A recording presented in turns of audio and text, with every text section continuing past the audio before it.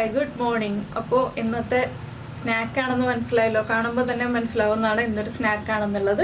നമ്മുടെ നാടൻ കൊഴുക്കട്ടയാണിത്. പക്ഷേ നമ്മൾ സാധാരണ ഉണ്ടാക്കുന്ന കൊഴുക്കട്ടയല്ല കേട്ടോ, നമ്മൾ ചെറുപയർ ഉപയോഗിച്ചിട്ടാണ് ഈ ഒരു കൊഴുക്കട്ട ഉണ്ടാക്കുന്നത്. അപ്പോൾ ചെറുപയർ ഉപയോഗിച്ച് ഇതുപോലെ കൊഴുക്കട്ട ഉണ്ടാക്കി നോക്കിയിട്ടില്ലെങ്കിൽ ഉറപ്പായിട്ട് നിങ്ങളൊന്ന് ട്രൈ ചെയ്ത് നോക്കിക്കോളൂ, നന്നായിട്ട് ഇഷ്ടപ്പെടും. കുട്ടികൾക്കൊക്കെ ആണെങ്കിലും ചെറുപയർ കഴിക്കാത്ത കുട്ടികളെയൊക്കെ ചെറുപയർ കഴിപ്പിക്കാൻ പറ്റിയ വളരെ ഈസി ആയിട്ടുള്ളൊരു വഴിയാണിത്. മധുരം ഇഷ്ടപ്പെടുന്ന കുട്ടികളാണെങ്കിൽ കേട്ടോ, മധുരം ഇഷ്ടപ്പെടുന്ന കുട്ടികൾ അല്ലെങ്കിൽ നമുക്ക് വേറെ വഴിയൊന്നുമില്ല. മധുരം ഇഷ്ടപ്പെടുന്ന കുട്ടികളാണെങ്കിൽ ഇതുപോലെ നമുക്ക് നല്ല ഹെൽത്തി ആയിട്ടുള്ള സ്നാക്കൊക്കെ റെഡിയാക്കി കൊടുക്കാം. ആവിയിൽ വേവിച്ച സ്നാക്ക് ആകുമ്പോൾ വേറെ സൈഡ് എഫക്ട്സ് ഒന്നുമില്ല, കഴിക്കുന്നതിന് വേറെ പ്രശ്നങ്ങളൊന്നുമില്ല. അപ്പോൾ എന്തായാലും ഈ ഒരു ചെറുപയർ കൊഴുക്കട്ട എങ്ങനെയാണ് തയ്യാറാക്കുന്നത് നമുക്കൊന്ന് നോക്കാം. നമുക്ക് നമ്മുടെ ഇൻഗ്രീഡിയൻസ് നോക്കാം. നമ്മളിപ്പോൾ 1.5 കപ്പ് അരിപ്പൊടി എടുത്തിട്ടുണ്ട്. ഇത് നമ്മുടെ കൊഴുക്കട്ടയുടെ അടിയുടെ ഒക്കെ പാകത്തിലുള്ള അരിപ്പൊടിയാണ്. ഇല്ലെങ്കിൽ നമുക്ക് പത്തിരിയുടെ പാകത്തിലുള്ള അരിപ്പൊടി എടുക്കാം കേട്ടോ. ഈ പൊടി കിട്ടിയില്ല എന്നുണ്ടെങ്കിൽ പുട്ടിൻ്റെ പാകത്തിലുള്ള അരിപ്പൊടി എടുക്കരുത്, അപ്പത്തിൻ്റെയോ പത്തിരിയുടെ ഒക്കെ പാകത്തിലുള്ള പൊടി എടുക്കുക. പിന്നെ ഒരു കപ്പ് തേങ്ങ ചിരവിയതെടുത്തിട്ടുണ്ട്. പിന്നെ ഇതിലേക്ക് വേണ്ടത് 1 കപ്പ് ചെറുപയർ നമ്മൾ വേവിച്ചെടുത്തിട്ടുണ്ട്. വേവിക്കുന്നതിന് മുന്നേ ഉള്ള അളവാണ് 1 കപ്പ് എന്നുള്ളത്. അതുപോലെ തന്നെ ഒരു 150 ഗ്രാം ശർക്കര ഒരു 1/2 കപ്പ് വെള്ളത്തിൽ മെൽറ്റ് ചെയ്തെടുത്തിട്ടുണ്ട്. ആദ്യം നമുക്ക് നമ്മുടെ പൊടി കുഴച്ചെടുക്കാം. അതിന് ശേഷം വേണം നമുക്കിനി ഈ മിക്സ് റെഡിയാക്കി വെക്കാൻ. എന്താണെന്ന് വെച്ചിട്ടുണ്ടെങ്കിൽ മിക്സ് റെഡിയാക്കിയിട്ട് നമുക്ക് ഉടനെ തന്നെ ഫില്ല് ചെയ്തെടുക്കാൻ പാകത്തിലാവാൻ വേണ്ടിയിട്ടാണ് നമ്മൾ മിക്സ് പതുക്കെ റെഡിയാക്കി എടുക്കുന്നത്. ആദ്യം നമുക്ക് ഈ പൊടി ഒന്ന് ഒരു വലിയ പാത്രത്തിലേക്ക് മാറ്റാം. വറുത്ത അരിപ്പൊടിയാണ് കേട്ടോ ഇത്. വറുക്കാത്ത അരിപ്പൊടി എടുത്തിട്ടുണ്ടെങ്കിൽ കാര്യങ്ങളൊന്നും പെർഫെക്റ്റ് ആവില്ല. നമ്മൾ കൊഴുക്കട്ടയാണ് അല്ലെങ്കിൽ അടയാണ് ഉണ്ടാക്കുന്നതെങ്കിൽ ഒന്നും പെർഫെക്റ്റ് ആവില്ല. അരിപ്പൊടി വലിയൊരു പാത്രത്തിലേക്ക് മാറ്റാം. ഇതിലേക്ക് നമുക്ക് കുറച്ച് ഉപ്പ് ചേർക്കാം. നമ്മുടെ കൊഴുക്കട്ടയുടെ മധുരം ഒന്ന് ബാലൻസ് ചെയ്യാൻ പാകത്തിന് ഒരു 1/4 ടീസ്പൂൺ ഉപ്പ് ചേർത്തിട്ടുണ്ട്. ഇതിലേക്ക് നമ്മൾ ചേർക്കുന്നത് ചൂടുവെള്ളമാണ്, തിളച്ച് തുടങ്ങാറായ വെള്ളം. ആ വെള്ളം ഒഴിച്ചിട്ടാണ് നമ്മൾ പൊടി കുഴച്ചെടുക്കേണ്ടത്. കൈകൊണ്ട് കുഴയ്ക്കാൻ പറ്റില്ല കേട്ടോ, നല്ല ചൂടുണ്ടാവും. നമ്മളൊന്ന് സാധാരണ ഇടിയപ്പത്തിനൊക്കെ പൊടി കുഴയ്ക്കുന്ന പോലെ തന്നെ ചൂടുവെള്ളം ഒഴിച്ച് ഒരു സ്പൂൺ ഉപയോഗിച്ച് പതുക്കെ മിക്സ് ചെയ്തതിന് ശേഷം ചൂടൊന്ന് മാറി വരുമ്പോൾ നന്നായിട്ടൊന്ന് കുഴച്ചെടുക്കുക. പിന്നെ ഇതിലേക്ക് നിങ്ങൾക്ക് നെയ്യ് ചേർക്കണം എന്നുണ്ടെങ്കിൽ നെയ്യ് ചേർത്തിട്ട് കുഴയ്ക്കാം, കുറച്ചുകൂടി സോഫ്റ്റ് ആയി കിട്ടാനായിട്ട്. ഞാനിപ്പോൾ നെയ്യ് ചേർക്കുന്നില്ല, താല്പര്യമുണ്ടെങ്കിൽ ചേർക്കാം കേട്ടോ. അപ്പോൾ നമ്മുടെ കൊഴുക്കട്ട കൂടുതൽ സോഫ്റ്റ് ആവും. പിന്നെ എല്ലാത്തിലും നെയ്യ് ചേർക്കണ്ടല്ലോ എന്ന് വെച്ചിട്ടാണ് ഞാനിപ്പോൾ ചേർക്കാതിരിക്കുന്നത്. വെള്ളം കുറച്ചായിട്ട് ഒഴിച്ച് നമുക്കിതുപോലെ കുഴച്ചെടുക്കാം. ഇനി പൊടിയൊന്ന് ചൂട് മാറി വരുമ്പോൾ നമുക്ക് നന്നായിട്ട് കുഴച്ചെടുക്കാം. ഈ സമയത്ത് നമുക്ക് നമ്മുടെ ഇതിൻ്റെ ഉള്ളിൽ വയ്ക്കാനുള്ള ഫില്ലിംഗ് റെഡിയാക്കിയെടുക്കാം. ഇപ്പോൾ നമ്മൾ ഒരു പാനിലേക്ക് നമ്മൾ എടുത്തു വെച്ചിരുന്ന ശർക്കരപ്പാനി ചേർത്തിട്ടുണ്ട്. ഇതിലേക്ക് നമുക്ക് ചെറുപയർ വേവിച്ചത് ചേർത്ത് കൊടുക്കാം.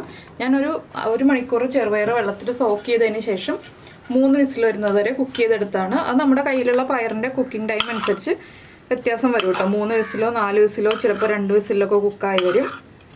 ഇനി ഈ ചെറുപയറും ശർക്കരപ്പാനിയും ഒന്ന് ചേർന്ന് തിളച്ച് വരുമ്പോൾ നമുക്കിതിലേക്ക് നമ്മുടെ തേങ്ങയും അതുപോലെ തന്നെ ഏലക്ക ചതച്ചതും ചേർത്ത് കൊടുക്കാം. ഒരു 3 ഏലക്ക മതി, ഒരുപാട് ഏലക്കൊന്നും വേണ്ട.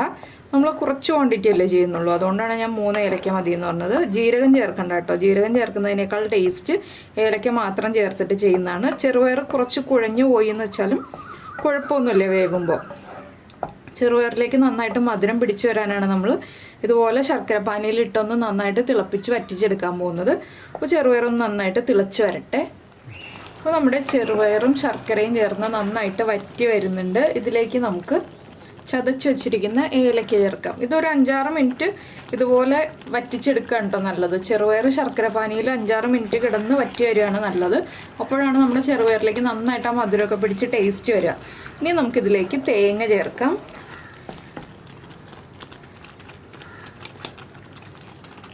തേങ്ങ ചേർത്തൊന്ന് നന്നായിട്ട് ഇളക്കി മിക്സ് ചെയ്തെടുക്കുക. ഇനി തേങ്ങയിലേക്കും ആ മധുരം ഒന്ന് പിടിച്ചു വരണം. അതിനായിട്ട് നമ്മൾ കുറച്ച് സമയം തേങ്ങയും കൂടി ചേർത്തൊന്ന് ഇളക്കി കൊടുക്കണം. ഇതിലേക്കാണെങ്കിലും നിങ്ങൾക്ക് ടേസ്റ്റ് കൂട്ടാനായിട്ട് നെയ്യ് ചേർക്കാം കേട്ടോ. 1 ടീസ്പൂൺ നെയ്യൊക്കെ ചേർത്തിട്ടുണ്ടെങ്കിൽ ടേസ്റ്റ് കൂടുതലായിരിക്കും ഈ ഒരു ഫില്ലിങ്ങിൻ്റെ. ഇത് ഈ ഒരു സ്റ്റേജിലാണെങ്കിൽ 2 മിനിറ്റും കൂടി വറ്റിച്ചെടുത്തിട്ട് വെറുതെ കഴിക്കാൻ നല്ല ടേസ്റ്റാണ്. നമ്മൾ ചെറുപയർ പുഴുക്കായിട്ട് കഴിക്കുന്നത് ഈ ഒരു സ്റ്റേജിലുള്ള ചെറുപയറാണ്.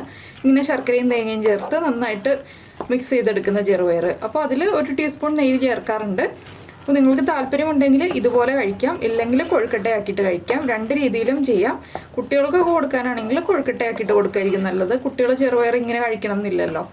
അപ്പോൾ എന്തായാലും ഇതിൻ്റെ വെള്ളം ഒന്ന് വറ്റി വരട്ടെ, നമുക്ക് കുറച്ച് സമയം വെയിറ്റ് ചെയ്യാം.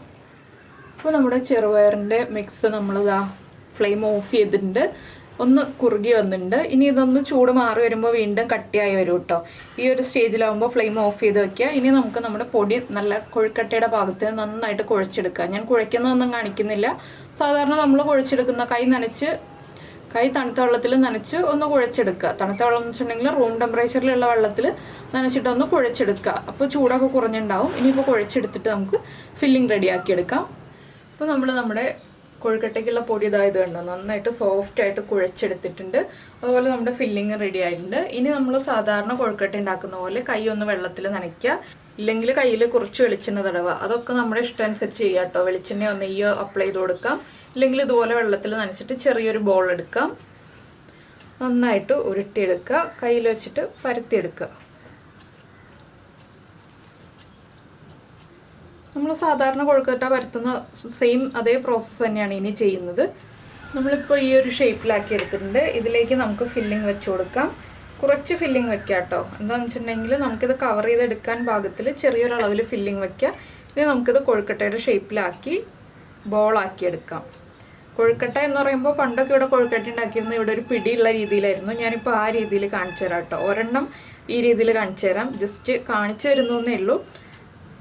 എനിക്കൊക്കെ കൊഴുക്കട്ട എന്ന് പറയുമ്പോൾ ഓർമ്മ വരുന്നത് ഈ ഒരു ഷേപ്പിലാണ്.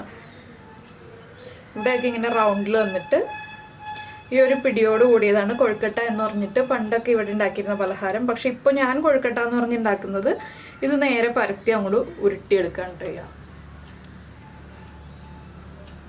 ഇതുപോലെ ഒന്ന് ബോൾ ഷേപ്പിലാക്കിയെടുക്കാം. നമുക്ക് ഇതുപോലെ എല്ലാം റെഡിയാക്കിയെടുക്കാം.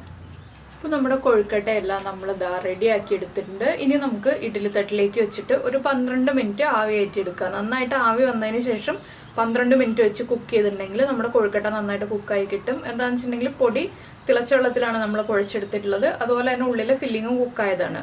ഇനിയിപ്പോൾ രണ്ടും ഒന്നുകൂടി ഒന്ന് കുക്കായി വരാനേ ഉള്ളൂ. അതിന് 12 മിനിറ്റ് മതി.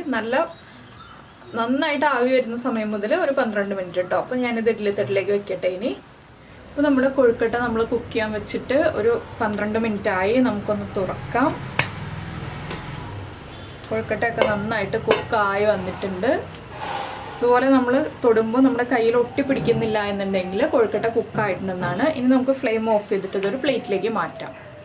അതിനുശേഷം നമുക്ക് സെർവ് ചെയ്യാം. അപ്പോൾ നമ്മുടെ കൊഴുക്കട്ട എല്ലാം ഇതാ റെഡി ആയി വന്നിട്ടുണ്ട്. ഞാനിപ്പോൾ 3 എടുത്ത് വെച്ചിട്ടുള്ളൂ. എത്ര കൊഴുക്കട്ട ഉണ്ടെന്നുള്ളത് നിങ്ങൾ കണ്ടതാണല്ലോ. അപ്പോൾ എന്തായാലും ഇതുപോലെ കൊഴുക്കട്ട ഉണ്ടാക്കി നോക്കിയിട്ടില്ലെങ്കിൽ ഉറപ്പായിട്ടും ഒന്ന് ട്രൈ ചെയ്ത് നോക്കൂ. വൈകുന്നേരം കഴിക്കാൻ പറ്റിയ നല്ലൊരു ഹെൽത്തി ആയിട്ടുള്ള 4 മണി പലഹാരമാണ്. അതുപോലെ തന്നെ ഒരുപാട് ഗുണങ്ങളുള്ളതാണ്. ചെറുപയറിൻ്റെ ഗുണങ്ങളൊന്നും നമ്മൾ പ്രത്യേകിച്ച് പറയേണ്ട ആവശ്യമില്ല. എല്ലാ ദിവസവും ചെറുപയർ കഴിക്കാൻ പറ്റുകയാണെങ്കിൽ അത്രയും നല്ലതാണ്. അപ്പോൾ എന്തായാലും നിങ്ങളിതൊന്ന് ട്രൈ ചെയ്ത് നോക്കിയിട്ട് ഇഷ്ടമായി കഴിഞ്ഞിട്ടുണ്ടെങ്കിൽ നമ്മുടെ വീഡിയോയുടെ താഴെ ഒന്ന് കമൻറ്റ് ചെയ്യുക കേട്ടോ. അതുപോലെ തന്നെ ഇഷ്ടപ്പെട്ട റെസിപ്പി ആണെങ്കിൽ ഒന്ന് ലൈക്ക് ചെയ്യാനും മറക്കരുത്. പിന്നെ നമ്മുടെ ചാനൽ ആദ്യമായിട്ട് കാണുകയാണെങ്കിൽ നമ്മുടെ വീഡിയോ പ്രസൻറ്റ് ചെയ്യുന്ന രീതിയൊക്കെ ഇഷ്ടമായി എന്നുണ്ടെങ്കിൽ നമ്മുടെ ചാനലൊന്ന് സബ്സ്ക്രൈബ് ചെയ്യണേ. സബ്സ്ക്രൈബ് ചെയ്യുന്നതിന് ഈ വീഡിയോയുടെ താഴെയുള്ള റെഡ് സബ്സ്ക്രൈബ് ബട്ടൺ ഒന്ന് ക്ലിക്ക് ചെയ്യുക. അതിൻ്റെ റൈറ്റ് സൈഡിലുള്ള ബെല്ലൈക്കണും ക്ലിക്ക് ചെയ്യുക. അപ്പോൾ ഓൾ എന്ന് പറഞ്ഞിട്ടൊരു ഓപ്ഷൻ കാണാം. ആ ഓളും കൂടി പ്രസ് ചെയ്തിട്ടുണ്ടെങ്കിൽ ഞാൻ എപ്പോഴും വീഡിയോ അപ്ലോഡ് ചെയ്യുമ്പോൾ നിങ്ങൾക്ക് നോട്ടിഫിക്കേഷൻ വരും. അപ്പോൾ നമുക്ക് നമ്മുടെ അടുത്ത റെസിപ്പിയുമായിട്ട് അടുത്ത ദിവസം വീണ്ടും കാണാം.